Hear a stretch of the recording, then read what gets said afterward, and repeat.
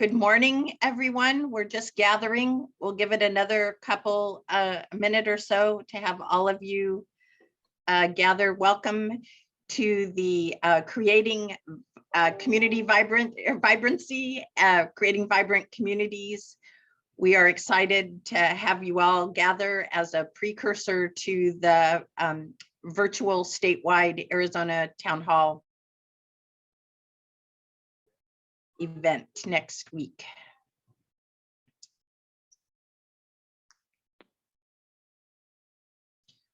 We won't have time to be able to introduce ourselves, but what would be great is if you could put your name and affiliation in the chat box. That way everybody can see who everybody is.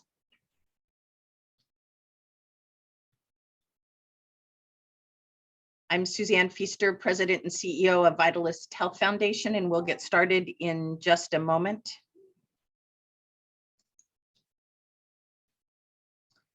You already have some tools and some resources that are in the chat box.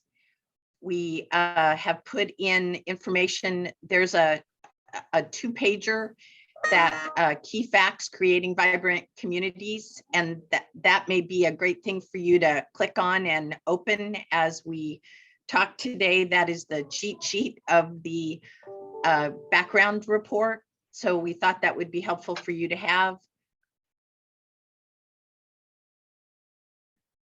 Thank you to our guests that are joining. Welcome, Director Simplat. I can see our state agency colleague. Wonderful to have you here. Great to see everybody from all of these wonderful organizations. Lots of our town hall colleagues.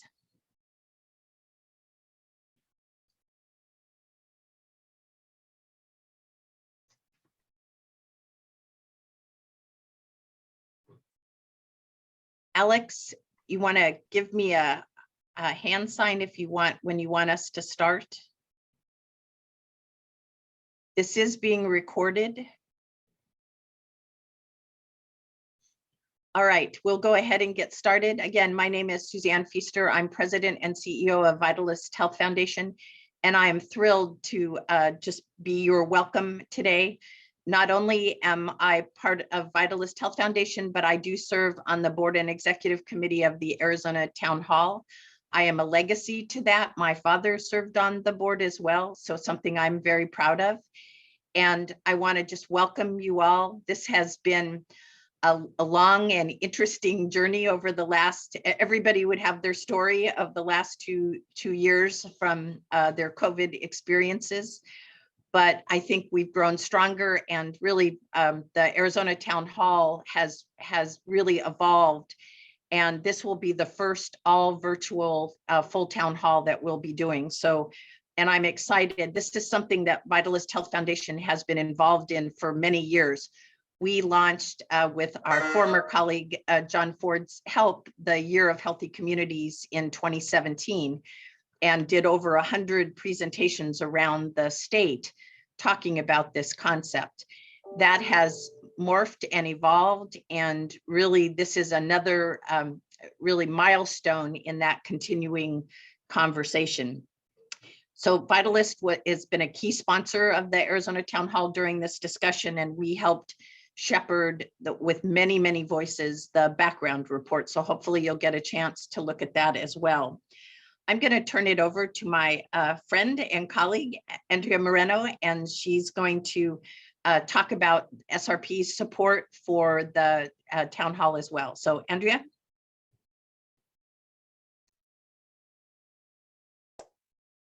Okay, I guess I was on mute. Thank you, Suzanne. Good morning. It's great to be with you. I'd like to thank the terrific team at the Arizona Town Hall for making today's event happen, for their commitment to continuing these important discussions during very uncertain times. SRP is proud to support as we bring together Arizonans from different backgrounds and diverse political views to share their perspectives and address critical challenges to help our state continue to prosper, which is certainly not an easy task. Working together for the common good is really at the heart of SRP's mission. We were founded by community members who came together to secure a reliable supply of water to ensure the valley could grow and thrive. Today, we provide reliable and affordable water and power to more than 2 million customers here in the valley. Given that we've all experienced a lot of uncertainty throughout the last 2 years, the focus for the town hall in creating vibrant communities is even more timely and relevant. We have a new perspective on how essential elements of a strong, healthy, and resilient community are interconnected, and the need to ensure that we can level the playing field for all. We're looking forward to a lively and productive program. All of us at SRP greatly value our long-time partnership with Arizona Town Hall and offer our congratulations for your 60th year of service to the community. Now it's my pleasure to introduce our guest speaker, John Ford. John Ford joined the Federal Reserve Bank of San Francisco's Community Development Department in 2021 as Regional Manager for Arizona, Hawaii, Guam, and American Samoa. John leverages 3 decades of for-profit and nonprofit experience to help communities develop transformational change in support of the Federal Reserve's dual mandate. This includes cross-sector work with public and private partners on issues such as attainable housing, childcare, small business development, and climate changes that are all the social and economic determinants of health and well-being. Previously, John spent 15 years at Vitalyst Health Foundation, building an innovative centered network of stakeholders focused on all aspects of health and well-being, driving the foundation's communications functions and crystallizing initiatives that furthered the mission of Vitalyst. His extensive expertise in issue framing and communications that stem from 18 years in the private sector, advertising, and public relations. John earned his bachelor's degree from the University of Michigan and his master's in business administration from the J.L. Kellogg Graduate School at Northwestern University. Please welcome John Ford. Andrea, thank you. There's nothing more uncomfortable to me than having somebody read my bio, but I appreciate that you did it. I thank SRP so much for your support of Arizona Town Hall. Suzanne, so good to see you. I miss you. We don't see each other enough anymore. Yes, indeed, I am at the Federal Reserve Bank now. I'm not sure a lot of folks really know that because, you know, COVID. But I think it's important to mention that I am not here just because I was involved in Arizona Town Hall before leaving Vitalyst. And that I'm not just here because I helped put some of these things together. I'm here because the Federal Reserve Bank is incredibly focused on these things as well. The partnership between the Federal Reserve Bank and Vitalyst actually goes back almost a decade in terms of healthy and resilient communities. And the growing partnership between Vitalyst and the Federal Reserve Bank on topics as important right now as equity is absolutely in progress. So I'm not just here because of my legacy. This is stuff that really matters to the Federal Reserve Bank, particularly the San Francisco Federal Reserve and the 12th District. There is a framework for change that you can find on the Federal Reserve Bank of San Francisco's website that is specifically focused on equity. We are really working to drag the institution of finance towards community, trying to really make sure that that institution in particular is supportive of community and understands community voice and understands equity and understands the keys to vibrancy. And that's why we're here today, is to talk about the keys to vibrancy. You may or may not know, I'm pretty sure everybody here does know, that starting on the 24th, we're going to be doing this statewide town hall that we've been waiting to do for some time. We're super excited about it. Today is the day that we kick off that conversation and start to frame that conversation a little bit. And I'm joined by Suzanne, obviously, but also 2 fabulous other folks. Holly Figueroa. Holly was instrumental in work on the background report. She currently serves as tribal liaison for Holly. It's actually now Blue Cross Blue Shield, or is it Health Choice Arizona? You can explain that a little bit. And then Michael, who is the Director of Racial Equity and Advancement Project at Greater Phoenix Leadership. Welcome to both of you this morning. We really appreciate it. as we get started, and Holly, I'll just let you know, you're going to be the first. But as we get started, I am going to pull my usual rabbit trick and just say that my meditation teacher this morning was very timely. She said, each of us, and I never thought about this before, each of us has a unique signature of our own for caring. How we care and what we do through that care is how we spread our love through the world. And I bring this up in the context of Arizona Town Hall because I know that every single person attending today and every single member of this panel has their own unique signature for caring, and that is how we do the good work that we do. And I want each of us today, including our participants, to be thinking about that unique signature for caring that you have and bring that to this session and definitely bring it to Town Hall next week. So I want you to be active in the chat as we talk and think about your perspective. This is not just your sector perspective, you know, the one thing that you're focused on, but your broader perspective on the vibrancy of communities and your unique perspective on that and how you bring it. Add it to the chat as you go. We'll be watching carefully and making sure that you are part of the conversation as well. So Holly, again, you did something extraordinary along with a couple of your contemporaries. We asked you to do something incredibly difficult, which was to develop a tribal chapter for this background report on what was already a huge topic, but then we asked you to try and figure out how to summarize it for 22 tribes. You, along with your colleagues, did an amazing job, so much so that we had this limit of like 5 pages, and it turned out yours was many more than that, and for good reason. It's amazing reading, and everyone who has seen it, including folks from outside of Arizona, they are stunned by how great that chapter is. So first of all, if you haven't read it, make sure you do. Second of all, Holly, thank you. And third of all, we are now 2 years into this.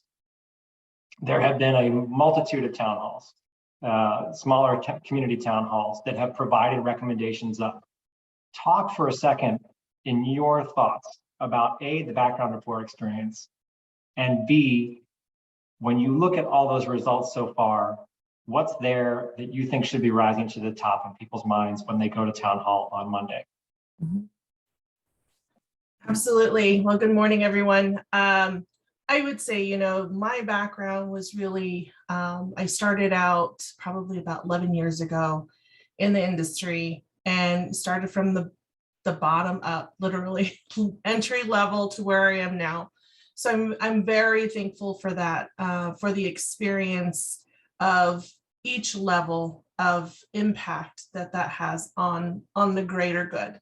And I think that in addition to my cultural values and my own experiences, add to the passion that I have for the work that we do. And that is traditionally, we come from Namit Nangwa, Biosamit Nangwa, and that is putting people and everything before ourselves because we care. So your introduction and in your meditation teacher saying that was right on.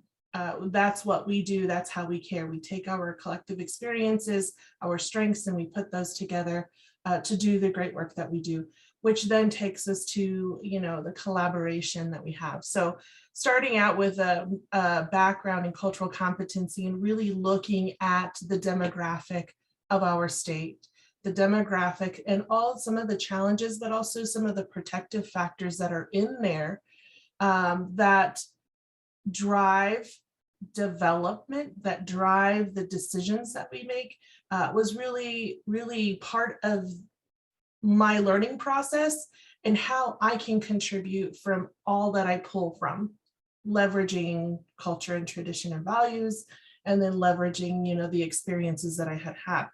And then moving more into the tribal realm and really looking at I grew up, I'm born into this, and our family is a military family, so I didn't grow up on the reservation. I grew up on military bases all over the country, and so I really did not have a great understanding of what the 22 tribes, including my tribe, really had, and what were their strengths and what were their weaknesses. And so really taking the time to get out there and meet with every tribe, get a better understanding of what are their priorities, what are the issues, where are we lacking, you know, finding out all of these things, and that takes time. And I think that our world is based on time, and we want to get things done really quickly. And I think the one thing that COVID has definitely taught us is that we need to slow down. A lot of times we need to slow down and go back to the basics. And that's what I think one of the lessons of COVID has been. It's just kind of taken us back and kind of put us in a place where we really need to really look at our relationships and what those connections are and what do they mean, and how do we value them. So all of that is kind of my background, and that's kind of in a nutshell. Anyway, I could talk about it forever. But in what are some of the things that I think should rise to the top as I was looking through, you know, the reports and all the town halls, and I've participated in some of those town halls, and I really appreciate, you know, especially the young leader ones. I really aspire to participate in those, because I think our younger generation are our future, our kids, our young leaders.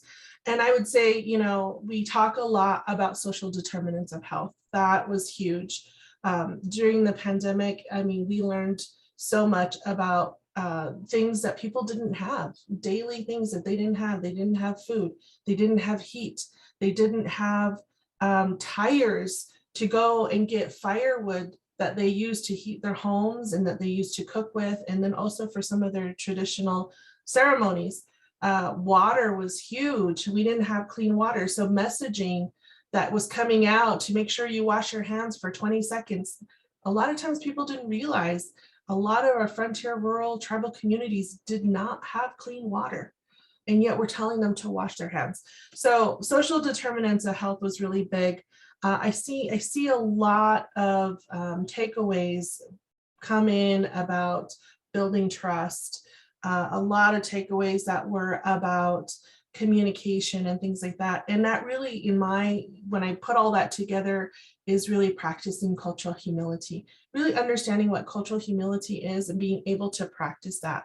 And that is all of those things, looking at ourselves, our bias, you know, other people's bias, you know, how do we communicate? What do I know about that person that I'm trying to engage with and work with?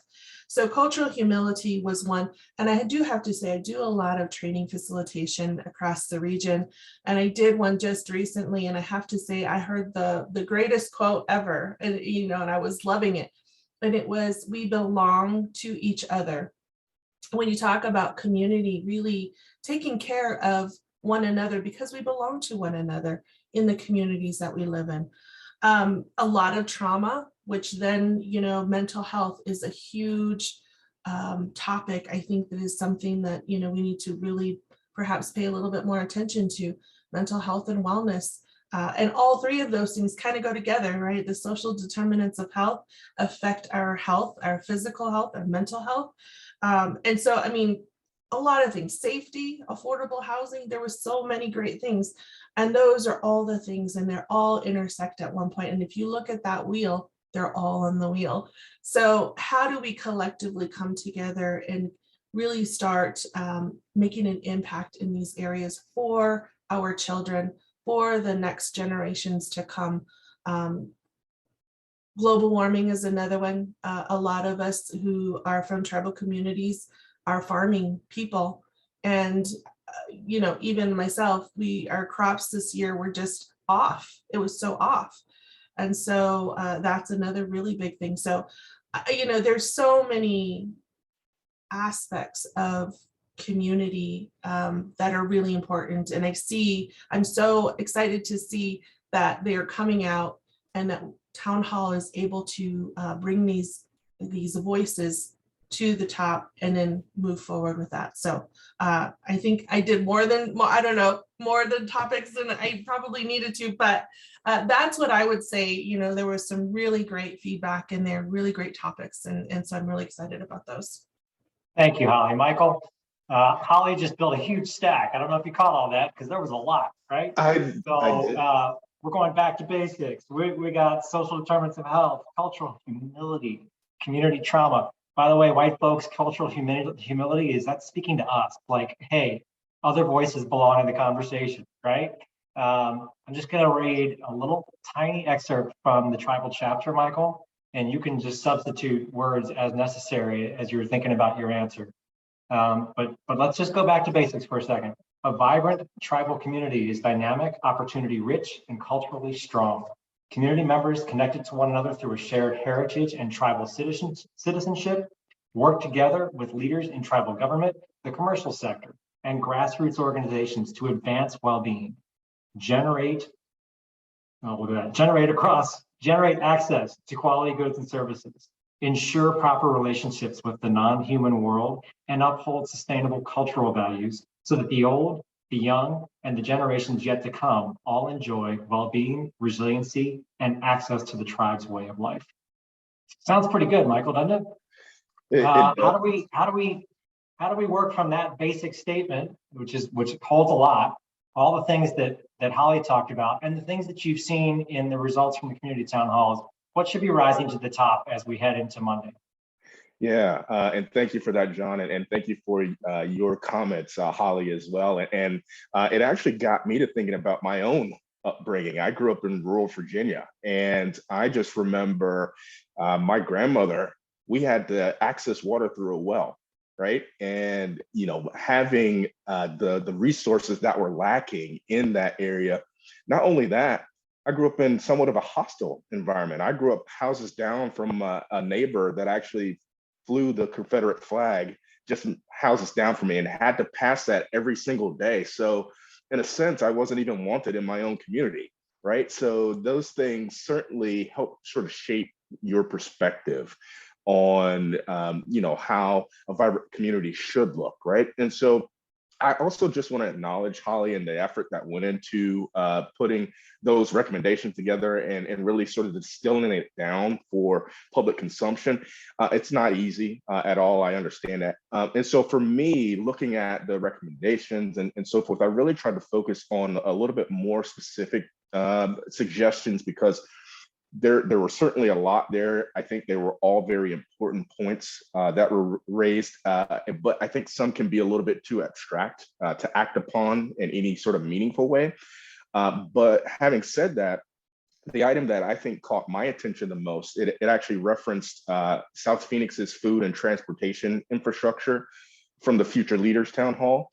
And I thought that recommendation captured sort of that importance of the interconnectedness really well. And it's timely because many of you may know South Central Light Rail extension is currently in progress there.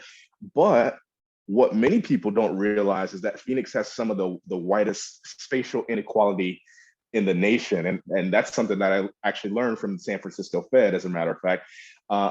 And so that contributes to some of the proliferation of food deserts that we've seen. I think that also leads to greater probability of food insecurity, as you could probably imagine. So eventually, I think the light rail will help by spurring some investment in that area, reducing some of that car-centric traffic that we see there. It can really help catalyze what a vibrant community will look like. But the construction initially can just disrupt some of the other economic related activities. So I think that should rise to the top, that transportation infrastructure, that food security, that infrastructure as well. Yeah, because what we're talking about here is, you know, fundamentals. And by the way, Holly also brought up affordable housing, or what I like to call attainable housing, because it's really about where are you in life and where are you and what can you access in terms of housing, which is basically, Suzanne, at crisis levels right now in terms of housing as a sector. But I am going to ask you, Suzanne, you know, you've had to put up with me for a long time now. And we've certainly developed a lot of concepts together. And when we talk about creating vibrant communities, there are really 5 keys to the recipe, if you will. Shifting the paradigm, where we go beyond individual sectors and we go to that higher level and address the social conditions and systems issues and structural inequalities that Holly and Michael have already brought up, making sure that we're thinking about policies and systems and environments and how we can make transformational change. is so huge. Supporting community-driven solutions and building trust, which is very closely related to embedding equity in our work, and also utilizing multi-sector partnerships. You've been at this for a long time. Please share your perspective of, based on all the things that came out of these community town halls, what should be rising to the top in reference to those 5 key elements of the recipe, if you will. Thank you, John. And I miss you too, but we get to see each other and work together anyway. So it's still a joy. I think what has really risen for me and what I've seen over the last couple years is the people stepping out of their silos and looking. And there's some great examples. Holly represents one of the Medicaid agencies, and our Medicaid organization, Access, is really a leader around the country in incorporating the social determinants of health, housing, making sure that the people who are incarcerated, that 30 days before they're released, they have a medical plan. They know who their healthcare provider is going to be. Their medications, if they have them, are ready when they come out of their incarceration. And that chance of success, helping them find a house, or a place to live, helping them find employment, all of that helps reduce recidivism and helps them have a brighter future. I will call out, since Director Thompson-Platt's on here, the coordination that has occurred since his arrival, working with Access and the Arizona Department of Education and Arizona Department of Economic Security. That has been essential. Having those agencies step out of their own lane and say, how do we braid our funding? And so that, to me, is absolutely modeling what we said from the report, that is changing policy systems, and it's making structural changes working together. With the American Rescue Plan Act, there is lots of money, but it's gone to different organizations. Making sure that the county Human Services Department is working with the County Transportation Department, which is working with the County Public Health Department. That doesn't always happen, but we're seeing that, and we're encouraging that. Vitalyst is helping fund some of those collaborations. So it really is, we've got examples of success that are coming out of this disruption. And so my hope would be this town hall would sort of help to accelerate a good deal of that work. One of the things Mike and I are working on is putting workforce housing on school property, where there would be a healthcare setting, a daycare, social services, and then workforce housing 3 to 4 floors above that. We have 30 school districts around the state that have expressed some general interest, and we're probably going to have 5 to 7 pilot projects in this next year. So that is just breaking down barriers and really connecting those social conditions that make people thrive. So that gives me a great deal of, that gets me up every morning working toward that, because I think it's so important. And so just to jump in there, along those lines, Suzanne, I think you're absolutely right. And that's one thing that I didn't see get much attention, unfortunately, with the recommendations was how such potential displacement actually creates sort of that cascade of an effect on everything else, right? And I think most of us are clear-eyed that housing is in fact healthcare, but it also affects those other social determinants, as you alluded to. And unfortunately, I think we know that BIPOC communities tend to suffer longer and harder with any sort of disruption or downturn. And I think COVID, of course, only exacerbated that issue. And just to cite some statistics here, so in September 2020, Citigroup actually quantified this effect, that systemic racism actually cost 16 trillion, that's trillion with a T, in lost economic value over a 20-year period. And so what disparities did they actually identify? Things that Suzanne mentioned: criminal justice, education, housing, wages, business investment were really the key factors. And 2 months later, the National Association of Realtors actually apologized for its role in supporting things like redlining and other racist covenants that had taken place for decades, really. And so at the same time, Edelman found that 71% of employees actually trusted their own employer to usher in this type of a change. But I think that significant change doesn't come from simply corporate statements or the like. But I think that we need to do a good job of unpacking sort of how the three, I call it the three I's of racism: institutional, inflicted, and internalized, directly influence this type of displacement in the most vulnerable communities. So just wanted to add that. Yeah, thank you, Michael. And by the way, I'm frantically searching because the San Francisco Federal Reserve Bank actually broke that down by state. The gaps that are caught, the gaps that we have in both for women and by race are costing this state trillions of dollars per year in economic productivity. And I hate to bring it down to economic productivity because what we're really talking about is people. We're talking about caring. We're talking about the vibrancy of communities. And people who are displaced are unincluded, disincluded. I don't know. You get the idea. And even displacement, it doesn't even get to the root of it, right? We're talking about belonging. Do we feel like we belong or do we not? You said it at the very beginning of your comments about I lived in a neighborhood with a Confederate flag, and that just gives you that feeling like you don't belong. And I'm really glad that you brought up the concept of what's missing that we haven't talked about yet. I'm going to ask you to continue those comments with this thought in mind. A lot of times at Arizona Town Hall, people approach the question as if we're going to identify the problem and the solution is here. Maybe I need to go the other way around on the camera here, right? From left to right, problem to solution. When in fact, a lot of the things that Suzanne just talked about people stepping out of silos and creating new solutions, like the concept of putting housing on school land, that's not a problem solution thing. That's an adaptive answer to a challenge.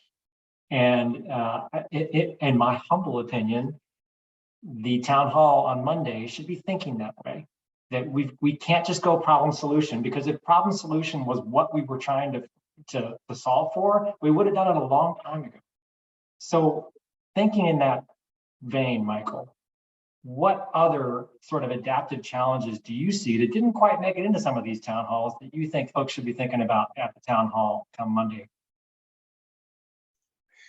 Yeah, and I would just add, I think it's important to include an anti-displacement strategy, something that's really robust. It's going to help us, I think, generate buy-in with those who may be skeptical or naysayers, especially those who are in elected office, right, at each level of government. And I think, like everyone on this call, I think it's important that we all really want to make that sort of significant impact. And I think that we're at a watershed moment right now with ARPA dollars and the like. We can make sort of I would say a New Deal style type of opportunity with that. And Suzanne mentioned this as well. I'll let you know that GPL is already working on this and really engaging with local state governments. Director Simplex on the phone. I know that we've had conversations with him as well on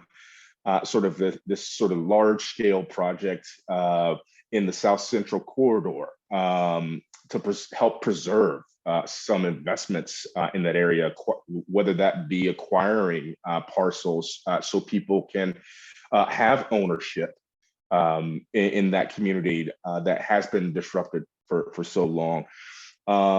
Ultimately, though, I think we want to try and get people not to think of words like equity or phrases like racial justice or attainable housing in a pejorative sense, right? But to simply view them as what they are and then act upon it because they're assets, right? And so I think it's really sort of the evolution from a fixed NIMBY or take it a step further, a banana mindset to more of a growth one, right? And so I think it's going to take that tri-sector approach with business, government, social impact organizations to create those solutions.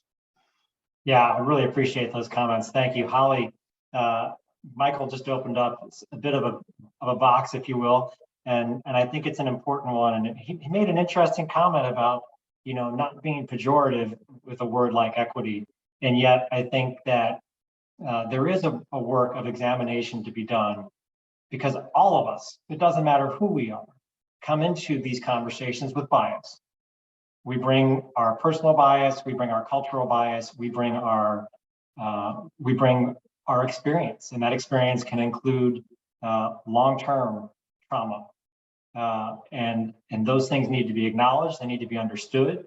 The sources need to be understood in order for us to come up with a more vibrant community than we have today, or more vibrant communities, because there's no way there's one, there's hundreds of them.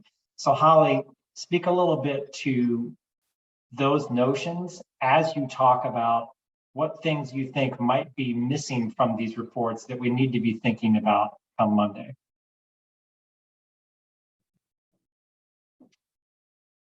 We cannot hear you yet. Yes. And just listening to Michael, yes, I mean, we were talking about bias and that type of thing. We're trying to come together to be adaptive. We've had to be, and that speaks to our resiliency. You know, and again, I go back to my culture in resiliency. First peoples of this land have been resilient since colonization. And how has that had to have happened? You know, there's you know, been things, is illness and land and all of these things, yet we continue to remain a strong people. And so if we think about adaptiveness, that has to come with community, has to come with trust. And so how are we, again, coming together? Because we all know we're such a diverse community across the board, you know, on all levels. And so I go back, you know, and again, maybe it's just this kind of going back to the basics. How are we able to know one another on a level that is respectful, in a way where we can communicate and build trust? I think trust is huge.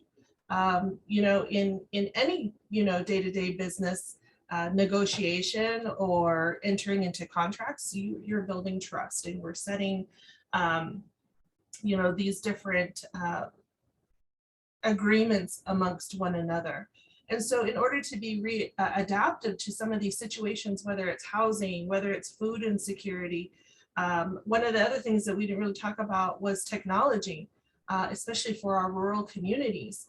Those things, you know, there's going to be one thing that one person has the ownership of or the edge on that the next person needs to have access to. And so how are we coming to a place where we are fully trusting one another and able to come to an agreement wholeheartedly? I mean, I think that that's kind of this Western style of business versus, you know, and I always think about, okay, so how would we do this at home, you know, in our communities?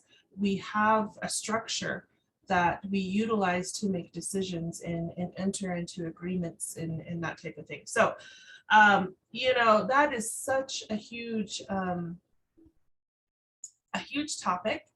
I think, you know, it takes each one of us to look within ourselves, to be open to hearing about ourselves, but also learning about one another. And I think until that is done, we're going to see trust, you know, come through amongst our peers and amongst our community members. You know, there were things we talked about in our chapter, such as voting.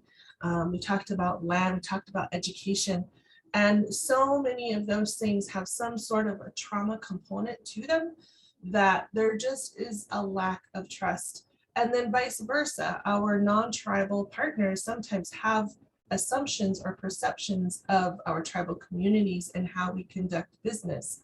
And so again, I go back to cultural humility in we need to have a better understanding of who we are, what our strengths are, and how can we leverage those things collaboratively. So I don't know if that really answered your question, but that's kind of what was going in my head when I listened to Michael. And then I thought it was a great answer. And by the way, it was a poor question. I mean, there was too much in the question for you to possibly address. So great answer, Michael. Yeah, I just wanted to add, I think Holly brings up a great point. I think it really is about deprogramming zero-sum thinking, right? Because we tend to have this, oh, I have to get mine, right?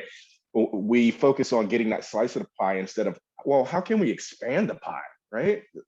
We have, again, I think these generational investments that are coming down from the current administration, and certainly I know that people here at the state level understand the importance of these investments to make sure that we have a community that is as robust, as inclusive, as active, really, as possible. And it goes back to what I was saying before about the interconnectedness of everything, right? So from housing, from criminal justice reform, from even things like arts and culture, education, everything. And so really trying to get into it and deprogramming sort of that zero sum mindset that so many people unfortunately tend to have. Yeah, thank you, Michael. I appreciate that. Suzanne, you know, I'm sure you're sitting there listening to all this from Holly and Michael and thinking, oh, this is right down the center of what Arizona Town Hall focuses on, right? Is the idea of being in a room together, recognizing people that may not be recognized on a normal daily basis. I know my experience at Town Hall was shifted immensely. It was a face-to-face gathering where a person said, basically passed judgment on a specific segment of the community. And it turned out that a member of that community was in the room. And that person spoke next with a great deal of courage and a great deal of respect, and shared her experience. And that can be one of the most transformational moments at Town Hall, is when those things happen. And I know that I haven't given you a chance to answer the question though, but so let's get to that. Given all the context that you just heard from Holly and Michael, if in your thoughts, what's missing from the community town hall reports that you want people to be thinking about come Monday? Well, it won't be missing, because one of the things we'll ask at the end is, what can you do to make a difference, and how can you bring your interests, but again, with an open mind, and looking at Kathy Huckey in the chat talked about the ACEs, the adverse childhood experiences, and Julie talked about concerns for aging. So as we look at those different sectors, again, how do we have, there's a great project where there are young people, I think it's in Benson or in Cochise County, that are doing transportation for elders, and having that cross generational wisdom sharing, as well as providing services. Vitalyst has helped fund some amazing programs, innovation grants and systems change grants up in tribal country, where the White Mountain Apache are working on gardening connected to behavioral health recovery, connected to economic stability. And in Southern Arizona, where the food bank is working with local ranchers and schools to create that ecosystem of economy and addressing food deserts. So it's looking at, so the question during the town hall and even in the subsequent discussions will be, what can you do? How do you step out of your silo and look for those unlikely partners that you may not have talked to, including the business community, including the faith community, looking at where those intersections are and how you might bring them in. To Mike's point of, how do we expand the pie, because we're braiding funding, or I'm bringing land and you're bringing volunteers. And so I think that will be the key, both at the town hall, when we get to the last day, as talking about what are actions, what are operational things. And then as we go forward, how do we leverage those multi-sector partnerships to be the most effective, to look at who are the vulnerable people in that community, whether it's rural or Surprise or Yuma, and how do we look at those and pull those different players together to create the effective cross-sector partnerships that we need to break those molds and break out of the cycles that we've got that have not been helping us. That was awesome. Thank you. We're going to continue in that vein, and I'm going to shift to Holly though, because I keep talking about Monday, and Suzanne started talking about Wednesday. Like, what happens at the end of this town hall? And let's focus on that as well now. Holly, the last thing we want to cover in this is what are the realities of making change in our communities from your perspective? What levels of engagement are honestly required? You know, what do we need to do to get to policy systems and environmental change? What do we need to do to get to adaptive solutions? We are in a unique moment, like Michael talked about and others have talked about, that actually money may not be the issue, but actually how smartly and how well we apply that money and where we apply that money. So pretend it's Wednesday, it's the end of the town hall. Let's talk about facing reality as we emerge from that town hall and what recommendations are going to happen next. Sure. I mean, and I think that's a really great activity and really kind of makes you go deep and think about okay, so what can I do? I would say the reality is it's a very complex thing. The reality is that this isn't going to happen overnight, unfortunately. The reality is we have to be patient and stay strong in our commitment to these changes. I'm very passionate about broadband for rural and tribal communities. I'm very passionate about making sure that people have access to healthcare. So what am I doing? The things that I do are I try to be as visible as I can out in the community. As far as being involved in the financial world, understanding, financial literacy so that I can educate community on that. I sit on the board of directors for a local credit union. I'm also working on broadband with the state, making those connections. The little things that I can do to really help bring opportunity and education for tribes is to put myself in those situations, do as much networking as I can so that at least I can be that conduit, I can be that connector, if anything else. Participating in many different areas where I might not be the total subject matter expert, but I do have, partners, I do have knowledge and resources that I can connect folks to. And of course, I'm going to add my own experience. I'm pretty open in sharing my experiences. I've had a lot of them.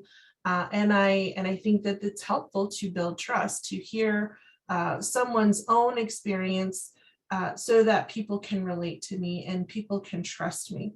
And so I then have the ability to gather some of those voices who aren't as comfortable and confident and use those and share those with others to really help bring forth, whether it's policy change or creation.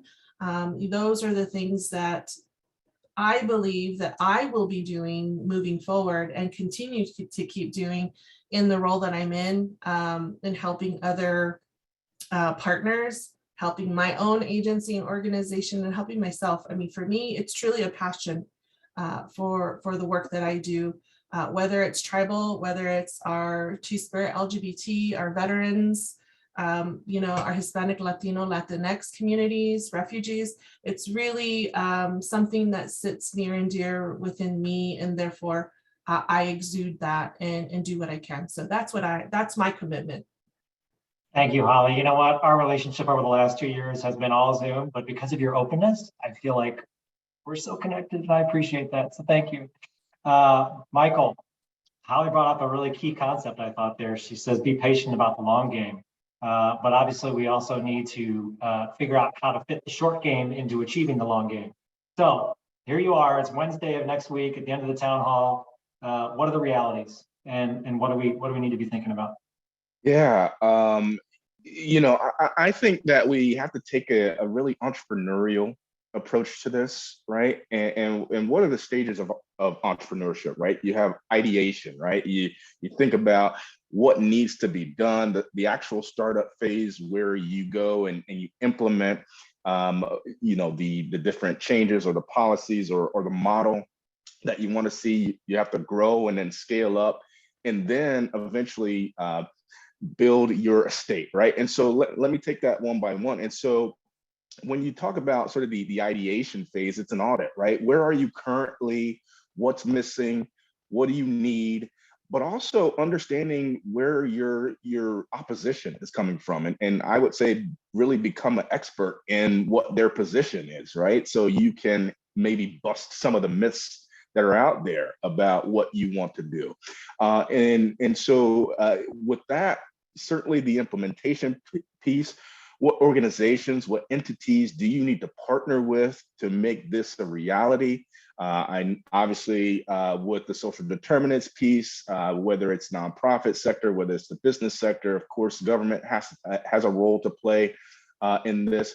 And then certainly growth. That's sort of the adoption piece of it, right? Having sort of those best practices that can morph into other areas of the state as well. And so one thing that I know that we're working on at GPL is trying to help our state legislature understand the importance of mixed income developments, right? So things such as accessory dwelling units. I know City of Tucson and Pima County have really taken the lead on something like this. So it's an affordable opportunity. It's an affordable construction alternative as well. So it gives people multiple opportunities to really start building upon sort of that wealth accumulation. And when you talk about scaling, it's influencing others, right? So engaging with other sectors, other business leaders or other policymakers that may need to understand why this is so important across, I would say, the tribal lands and the Southwest as well. So we can continue on and really being sort of the pioneer, if you will, in these type of opportunities. And then the estate building piece, that nothing else needs to be said other than wealth accumulation from there, right? And so whether we like it or not, money does improve people's lives, right? And so getting more in the hands of those that need it the most is what it's about. And so all these steps will eventually lead to that. Now, and as Holly mentioned, this is not going to happen overnight, but it can't be a one-off either, right? So we have to continue driving home this point, continue talking to those that may not understand both, I would say, the moral and the economic imperative behind this, and then continue on in that quest to make this a reality. Well said, Michael, thank you. Holly, thank you. Timing is running a little short here, so I'm going to say thank you to the two of you for everything you've done. Suzanne, I'm going to let you back clean up and throw a question at you at the same time. Michael just brought up, you got to know your opposition. And I think that there are two ways to interpret that. I'm going to interpret for him, even though that's not really fair. But one way to look at it is there's somebody who opposes what you want to do. The other way to look at it is there are already systems and institutions and policies and environments that are designed in a way that oppose what it is you're trying to achieve. That is something that we've already identified as a key ingredient of how to make change happen for vibrancy in communities. Suzanne, to you, the last question. It's Wednesday. What are the realities we need to face down? And then I'm going to let you close out. So thank you. The biggest thing is this is an election year. So it's important for people to ask questions of their candidates and to be engaged in the full process, both the primary and the general. So that is one thing as we talk about these and what kind of systems change needs to be done. we have to at least look at what our elected officials are doing and or not doing in this space and hold them accountable. So that is the short term leading into the long term of holding our elected officials accountable for this kind of transformation. I want to thank John, did a fabulous job. Round of applause. He's a master at this. And Mike and Holly, you were superb. So thank you as we tee this up. This will be recorded. It will be available. There's also another with a different group tomorrow at 9 from 9 to 10 on Friday. That will also be recorded. So people will be able to hear this conversation, which was incredibly rich. Also, we will continue beyond the town hall, beyond Wednesday. There will be feedback and gathering opportunities, mostly virtual at right now, talking about the results of the town hall and what some of those next steps are. And then, interestingly enough, there will be the next town hall topic that will be launched April 14th is related to mental health, substance use, and homelessness in Arizona. So that will be another interdisciplinary and rich discussion. And then looking ahead, the year after, it will be talking about racial equity. So these all build on each other. So I will encourage you to become a member of Town Hall and to get your organization involved and look as we go ahead of these different groups and these different topics. So we also, if there's still time, I think, to sign up for the full town hall. We've got a great mix, very diverse mix of people joining us. That starts Monday, the 24th. And we'll, again, Mike had to keep the conversation going. Alex in the chat put the town hall. So if you want more information about the upcoming town hall, I will tell you it is absolutely worth the investment of your time and energy to participate over these next 3 half days to get this information and to really listen to people as they look at what kind of dialogue and what kind of systems change can occur to help build and incorporate and really evolve the vibrancy of communities in Arizona. So thank you all very much. Have a wonderful rest of your day and keep thinking of those unlikely partners that you can collaborate with to make a difference for the state of Arizona. Thanks so much.